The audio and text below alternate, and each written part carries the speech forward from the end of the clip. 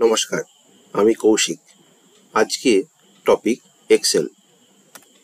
আজকে আমরা শিখব সাম অর্থাৎ যোগ করা, সাবট্রাক্ট মানে বিয়োগ করা, মাল্টিপ্লিকেশন মানে গুণ করা, ডিভিশন মানে ভাগ করা, পার্সেন্টেজ মানে শতাংশ বার করা, এভারেজ মানে গড় নির্ণয় করা, মিন মানে সর্বনিম্ন মান বার করা, আর ম্যাক্স মানে সর্বোচ্চ মান বার করা, আর কাউন্ট মানে গোনা। আজকের ভিডিওতে আমরা এই কটা শিখব। আসুন আমরা এরপর এক্সেলে চলে যাই। এক্সেল থেকে আমরা বাকিটা দেখে নিচ্ছি যে কিভাবে এক্সেলে এই সব ব্যাপারগুলো করা যায়। আমি চলে এসেছি এক্সেলে। এক্সেলে আমি আগে বলেছি কোনগুলো বার, কোনগুলো কুইক অ্যাক্সেস টুল বার, কোনটা টাইটেল বার, বা এক্সেলের বিভিন্ন বার সম্বন্ধে, সেল সম্বন্ধে, কলাম, রো, এগুলো সম্বন্ধে সমস্ত কিছুই আগের ভিডিওতে আমরা দেখে নিয়েছি। এরপরে আমরা আজকে দেখব যে কিভাবে সেলে এই যে টপিকগুলো আমরা আগে বললাম সেই টপিকগুলোতে কিভাবে কাজ করা যায়। প্রথমে আসি আমরা সাম অর্থাৎ যোগ করার ক্ষেত্রে। যোগ কিভাবে করব? সাপোজ আমরা আগেই বলেছিলাম এগুলোকে এক একটা করে সেল বলে, ঠিক আছে? তো এই সেলে আমরা সংখ্যা বসাবো। যোগ করতে গেলে সবসময় 2 বা তার অধিক সংখ্যার যোগ করতে হয়, বিয়োগ করতে গেলে দুটো সংখ্যার বিয়োগ করতে হয়, গুণ করতে গেলে বা 2 বা তার অধিক সংখ্যার লাগে। অতএব আমাদের যাই করি না কেন, যে কোনো ক্যালকুলেশনই করি না কেন, তার জন্য সংখ্যা অর্থাৎ নাম্বার লাগে। তো আমি এখানে যোগ করতে যাব। প্রথমে একটা সেলে আমি নাম্বার লিখলাম, ধরুন 25 বা 25। তারপরের যে সেল আছে সেই সেলে আমি একটা নাম্বার লিখলাম 36। তাহলে এটা আমি যোগ করব। আমরা যখনই কোনো কিছু অঙ্ক করতে যাই, সমস্ত কিছু অঙ্ক করার আগে আমরা একটা সমান চিহ্ন ব্যবহার করি। তো এক্ষেত্রে তো আমরা এক্ষেত্রে কি করব? ওই অঙ্ক করার আগে সমান চিহ্ন ব্যবহার করব। তাহলে হচ্ছে কি, যে কোনো ক্যালকুলেশন করার আগে বা যে কোনো ফাংশন লেখার আগে আমরা সবসময় সমান চিহ্ন বা ইকুয়াল সাইন ব্যবহার করব। ইকুয়াল সাইন দিলাম। এরপর আমরা যোগ করব কি করে? না, আমি প্রথমে 25 যুক্ত 36 লিখলাম, ফল বেরোলো।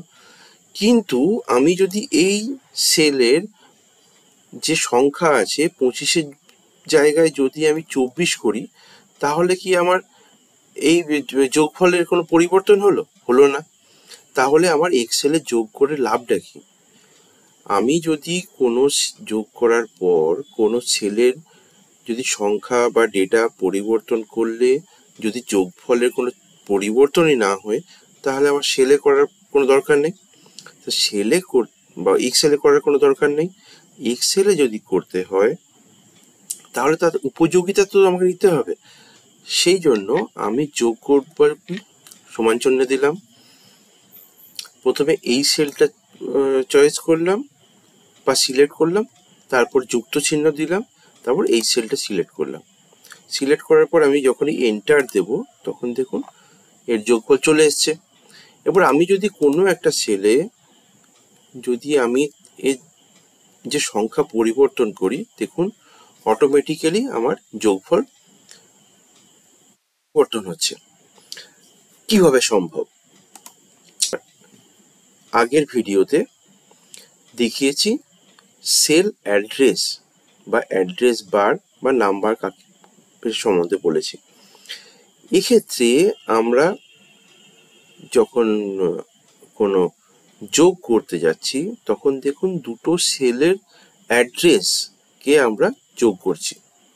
দুটো সেলের অ্যাড্রেসকে যোগ করলে কি হচ্ছে না, আমি যখন এই সেলের অ্যাড্রেসকে যোগ করছি, এই সেলের অ্যাড্রেসকে এই সেলের অ্যাড্রেসের সঙ্গে যোগ করছি, তাহলে আমার এই সেলে যাই সংখ্যা থাকুক না কেন, সেই সংখ্যার সাথে এই সেল অ্যাড্রেসের যাই সংখ্যা থাকুক তার গুণ যোগ হয়ে যাচ্ছে। তাহলে আমরা যখনই কোনো দুটো সেল অ্যাড্রেসের সঙ্গে যোগ করব, তার ফলাফল কি হবে, যে আমি ওই দুটো সেলের ভ্যালু বা সংখ্যা যখনই পরিবর্তন করব, যোগফল আমার অটোমেটিক্যালি পরিবর্তন হয়ে যাবে। আশা করছি বোঝাতে পেরেছি। তা আমরা সবসময় যখনই কোনো ক্যালকুলেশন করব, তখনই সবসময় সেল অ্যাড্রেস নিয়ে ক্যালকুলেশন করব সংখ্যার পরিবর্তে। সেল অ্যাড্রেস নিয়ে আমরা যখনই কোনো ক্যালকুলেশন করব, তার সুবিধা এটাই যে সেলে যদি কোনো ভ্যালু পরিবর্তন হয়ে থাকে, তাহলে আমার ফলাফলেও বা রেজাল্টেও পরিবর্তন হয়ে যাবে অটোমেটিক্যালি। আচ্ছা, আমরা তো আজকে দুটো সংখ্যার যোগ করলাম। যদি মনে করে ধরুন যে সংখ্যা অনেক বেশি থাকে, আমি এটা রো ওয়াইজ ফলে যোগ করলাম। এরপরে যদি আমরা ভ্যালুটা যদি কলাম ওয়াইজ থাকে, সাপোজ কোনো ভ্যালু আমি বসাচ্ছি,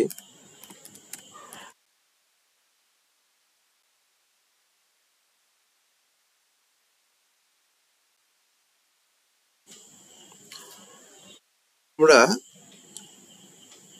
নিচে উপর থেকে নিচে যখন নামছি, তখন কি করছি, সেলে একটা সংখ্যা বসাচ্ছি, বসিয়ে এন্টার কিটা প্রেস করছি। যখনই আমি কোনো সেলে কোনো কিছু লিখবো, লেখার পরে যখনই এন্টার কি প্রেস করব, তখনই সঙ্গে সঙ্গে সেটা আমার নিচের সেলে চলে আসবে। সংখ্যা লিখলাম, সংখ্যা লেখার পর আমি যোগ করব। কিভাবে করব, সমান দিলাম, এই সেল চয়েস করলাম, আবার যুক্ত চিহ্ন দিলাম, আবার সিলেক্ট করলাম,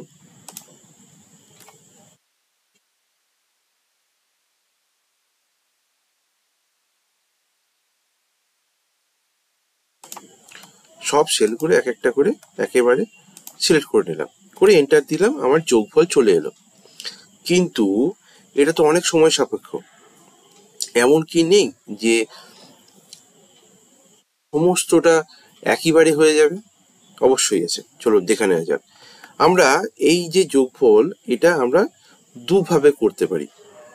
কিভাবে না, প্রথমত দেখুন এখানে একটা সাম বলে সিম্বল আছে। সাম, এটাকে বলে সাম সিম্বল বা সামেশন সিম্বল।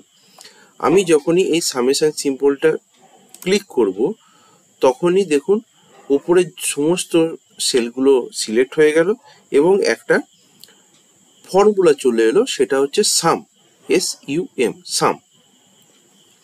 এই যে আমরা এখানে আগে দেখেছিলাম, এটা হচ্ছে ফর্মুলা বার। ফর্মুলা বারে দেখুন আমার পুরো ফর্মুলাটা দেখাচ্ছে। কি দেখাচ্ছে না, ইকুয়ালস টু সাম। আমি এন্টার দেব, দেখুন এর যে ফলাফল, যোগফল চলে এসছে। আমি এখানে কোনো যদি সংখ্যা পরিবর্তন করি, 84 বদলে আমি তো 84 লিখলাম, দেখুন সঙ্গে সঙ্গে আমার যে ফলাফল আছে, সে ফলাফলটা চেঞ্জ হয়ে গেল। তাহলে কি হচ্ছে না, আমরা পুরো সেল অ্যাড্রেস নিয়ে যোগ করেছি এবং সেল অ্যাড্রেসের মধ্যে যা যা সংখ্যা আছে, সেই সংখ্যাগুলো অটোমেটিক্যালি যোগ হয়ে গেল। এবং সাম যে ফর্মুলাটা আছে, সেই সাম ফর্মুলাটা কিভাবে লিখব, প্রথমে আমরা লিখব ইকুয়ালস টু, ইকুয়ালসের পরে আমরা কি লিখব, সাম, SUM, সাম। সাম লেখার সঙ্গে সঙ্গে দেখুন এখানে সাম দিয়ে প্রচুর একটা লিস্ট চলে এসছে। আমরা লিস্টের বাকি যে ফর্মুলাগুলো আছে আমরা পরবর্তীকালে সমস্ত শিখে নেব। এখন দেখে নিই যে এই সাম ফর্মুলা কিভাবে কাজ করে। আমরা সাম লিখলাম, সামের ফর্মুলা চলে এসছে, ওপরে দেখুন সাম নীল কালারে সিলেক্ট হয়ে আছে। আমি কি করব, কিবোর্ড থেকে ট্যাব যে কিটা আছে, সেই ট্যাব কিটা প্রেস করব। ট্যাব কি প্রেস করলাম, করার পরেই দেখুন নাম্বার 1, নাম্বার 2 বা ডট ডট করে সমস্ত কিছু যে নাম্বারগুলো আছে, নাম্বারগুলো লেখার জন্য বলছে। আমরা কি করব, সেল অ্যাড্রেস সিলেক্ট করব। সেল অ্যাড্রেস কি না, প্রথমে 25 যে নাম্বার কটা আছে বা 25 যে নাম্বারটা আছে, সেখানে আমরা সিলেক্ট করব। সিলেক্ট করে দিলেই দেখুন আমার যে এই যে অ্যাড্রেস বারে যে সিলেক্ট করলে দেখুন অ্যাড্রেস বারে B3 দেখাচ্ছে। B3 কেন না, এই যে সেলটা আমি সিলেক্ট করেছি সেই সেলের অ্যাড্রেস হচ্ছে B3। এই সম্বন্ধে আমরা আগের ভিডিওতে দেখেছি। এবং এরপর আমরা কি করব, যোগটা কোথায় করব, B3 থেকে আমি B13 পর্যন্ত যোগ করব। তাহলে B3 থেকে B13 পর্যন্ত পুরো সেল রেঞ্জটাকে সিলেক্ট করার জন্য আমরা সেমিকোলন প্রেস করব। সেমিকোলনের পরে B3 থেকে কত দূর পর্যন্ত যাব না, B12 পর্যন্ত। তো B12 পর্যন্ত যখনই যাব, দেখুন সমস্ত সেল রেঞ্জটা আমার সিলেক্ট হয়ে গেল। যে কত দূর থেকে কত দূর পর্যন্ত আমি সাম করব সেই সেল রেঞ্জটা সিলেক্ট হয়ে গেল। আমি কমা ব্র্যাকেট শেষ করব, করে এন্টার দেব। দেখুন আমার যোগফল চলে এসছে। তো এইভাবে আমরা বিভিন্ন পদ্ধতিতে সাম বা যোগ করতে পারি। এরপর আসি, আমরা কি দেখে নিই যে দুটো সংখ্যার মধ্যে বিয়োগ কি করে করব। সাপোজ সেখানে দুটো সংখ্যা আছে 85 এবং 52। আমরা করব কি, এই দুটো সংখ্যার মধ্যে বিয়োগ করতে চাইছি। আমি আগেই বলেছি যে কোনো ফর্মুলা লেখার আগে আমাকে সমান চিহ্ন দিতে হবে, সমান দিলাম। এরপর দুটো সংখ্যা 85 থেকে 52 বিয়োগ করব। আমরা আগে কি বললাম না, আমরা কখনো সংখ্যা লিখবো না, আমরা সবসময় সেল অ্যাড্রেসটাকে লিখবো। সেল অ্যাড্রেস কি, 85তে আমি যখনই ক্লিক করব তখনই দেখুন এখানে সেল অ্যাড্রেস চলে এসছে। সেল অ্যাড্রেস চলে আসার পর আমরা মাইনাস সিম্বল দেব, তারপর 52 যে সেল অ্যাড্রেস আছে 52 সেল অ্যাড্রেস দেবো, দিয়ে এন্টার করলেই দেখুন যে ফলাফল চলে এসছে। আমি যদি এখানে আমি সংখ্যার পরিবর্তন করি, সঙ্গে সঙ্গে ফলাফলও পরিবর্তন হয়ে যাবে। কারণ কি, আমরা সেল অ্যাড্রেস নিয়ে ক্যালকুলেশন করছি। এইভাবে আপনারা দুটো সংখ্যা থেকে বা দুটো সেলেরতে যা সংখ্যা আছে সেই সংখ্যা থেকে আপনারা বিয়োগ বা সাবস্ট্রাক্ট করতে পারেন। এরপর আসি আমরা মাল্টিপ্লিকেশনে। মাল্টিপ্লিকেশন কীরকম না, আমরা 2 বা ততোধিক নাম্বারের সঙ্গে মাল্টিপ্লাই করব বা গুণিতক করব বা গুণ করব। কি করব না, আমি সাপোজ একটা সেলে একটু নাম্বার লিখলাম, আর একটা সেলে কিছু নাম্বার লিখলাম, আর একটা সেলে কিছু নাম্বার লিখলাম। পরের সেলে আমি কিছু এর ফলাফলটা পরের সেলে লিখতে চাইছি। কি করব, আগেই বলেছি যে কোনো ফলাফল লেখার আগে আমি সমান চিহ্নটা ব্যবহার করব। সমান চিহ্ন করার পর আবার তাই সেল অ্যাড্রেস দেব। তারপরে ইনটু বা গুণিতকের সিম্বল হচ্ছে স্টার। স্টার কি না, কিবোর্ডের যেখানে নিউমেরিক সেকশন আছে সেখানে স্টার সিম্বল আছে, বা কিবোর্ডের ওপরে 8 বা 8 যে নাম্বারের যে কিটা আছে সে কি স্টার হিসেবে ইউজ করা যায়। সেল অ্যাড্রেসটা লিখলাম, সেল অ্যাড্রেস ইনটু দিলাম, ইনটু দেওয়ার পর আবার একটা সেল অ্যাড্রেস সিলেক্ট করলাম, সেল সিলেক্ট করলাম, আবার ইনটু দিলাম, আবার সেল। তাহলে আমরা 3টে সেল সিলেক্ট করেছি। করার পর আমি যখনই এন্টার প্রেস করব তখন দেখুন এর যে ফলাফল আছে সেই ফলাফল আমার সামনে চলে এসছে। এর মধ্যে যদি আমি কোনো সংখ্যা চেঞ্জ করি দেখুন অটোমেটিক্যালি ফলাফল চেঞ্জ হয়ে যাচ্ছে। ঠিক আছে, আমরা যদি সংখ্যা ওপরে নিচে দিই এবং এখানেও যদি ক্যালকুলেশন করি তাহলে কিন্তু দেখুন ফলাফল চলে আসছে। এইভাবে আমরা গুণিতক হিসেবে কাজ করতে পারি।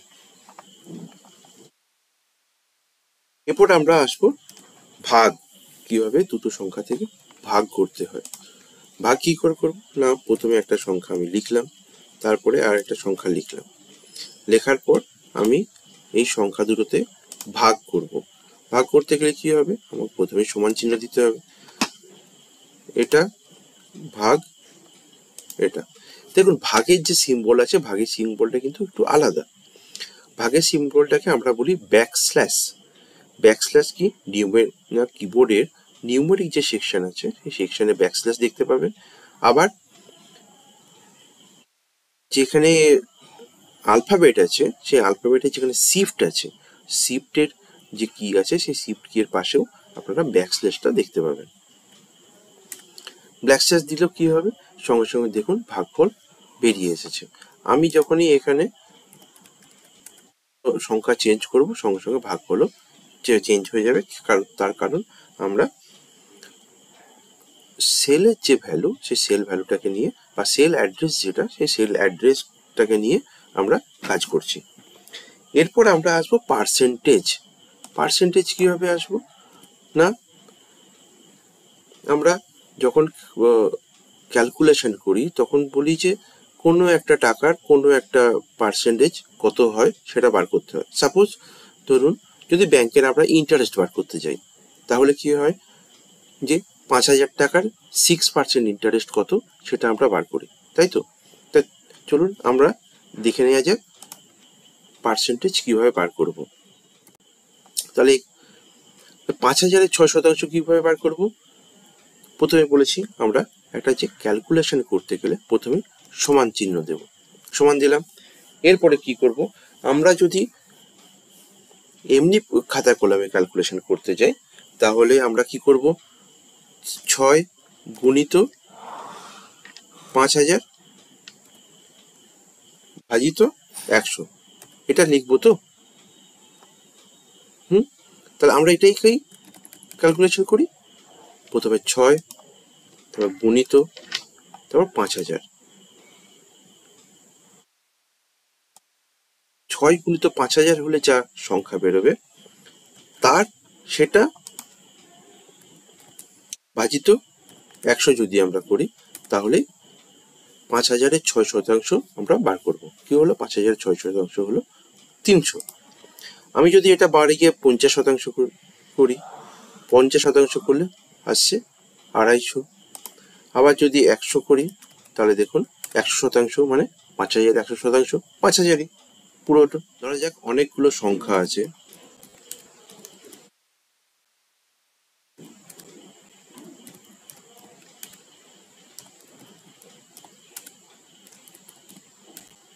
হলো তো গড় বার করার মূল পদ্ধতিটা কি না, যতগুলো সংখ্যা আছে তার সর্বযোগমোট যোগফল ভাজিত যতগুলো সংখ্যা আছে।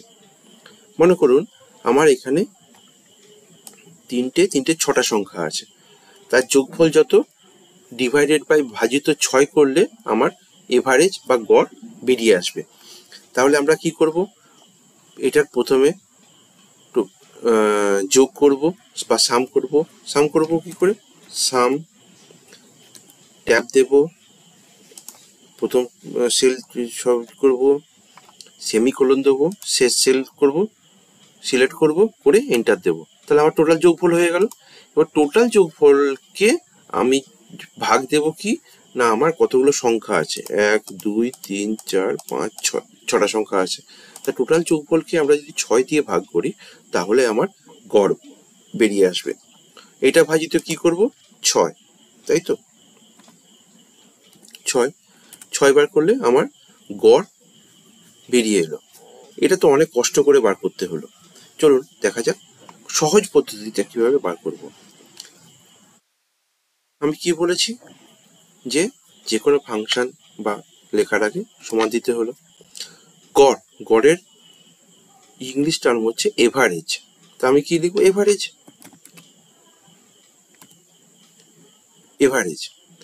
এভারেজের পরে আমরা আবার সেই সামের মতন পদ্ধতি নেব।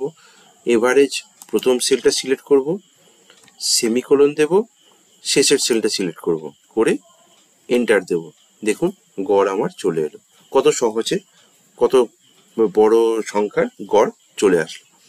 এবার আমি যদি মাঝে কোনো সংখ্যা চেঞ্জও করি তাহলেও দেখুন গড় অটোমেটিক্যালি চেঞ্জ হয়ে যাচ্ছে। তাহলে আমরা দেখলাম গড় কিভাবে বার করা যায়। এরপর আমরা দেখব যে এর মিন কিভাবে যাবে। মিন মানে মিনিমাম, মিনিমাম মানে সর্বনিম্ন ভ্যালু। আমার যে এই যে এতগুলো সংখ্যা আছে, এই সংখ্যার মধ্যে সর্বনিম্ন সংখ্যা কোনটা, সেই সর্বনিম্ন সংখ্যা বার করতে গেলে আমরা কিভাবে বার করব, আসুন দেখে নিই। যে কোনো সে ফর্মুলা লেখার আগে আমরা সমান চিহ্ন দিলাম, সমানের পর মিন বা মিনিমাম, MIN মিন লিখলাম।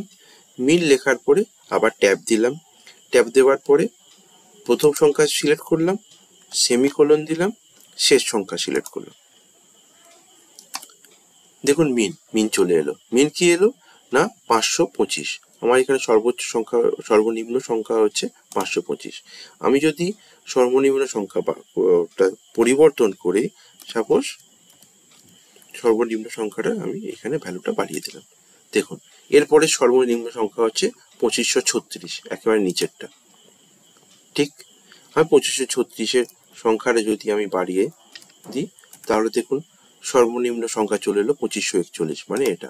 মানে আমি যখনই এই যে এতগুলো সংখ্যা আছে বা ডেটা রেঞ্জ আছে, এই ডেটা রেঞ্জের মধ্যে সর্বনিম্ন সংখ্যা আমি যদি জানতে চাই তাহলে এর ফর্মুলা হচ্ছে মিন।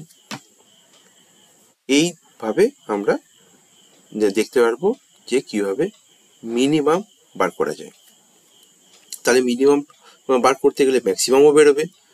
ঠিক, তাহলে আমরা এখানে মিনের জায়গায় কি লিখবো, ম্যাক্স।